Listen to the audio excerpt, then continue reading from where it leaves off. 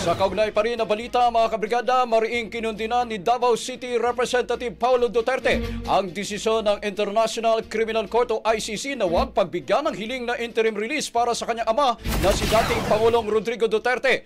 Ayon kay Duterte, aapila at lalaban sila upang makauwi ng Pilipinas ang kanyang tatay. Ang pasya ng ICC ay maituturing anya na gross and disgraceful miscarriage of justice at hindi umano ito batas kundi political theater.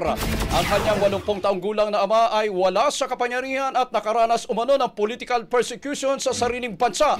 Iginit pa nito na hindi flight tree si dating Pangulong Duterte at sa katunayan ay minamahal sa bansa at gustong manatili dito hanggat siya'y nabubuhay. Mensahe naman ni Congressman Duterte sa anya ay kidnappers ng kanyang tatay magbabayad ama ito sa kanilang ginawang krimen.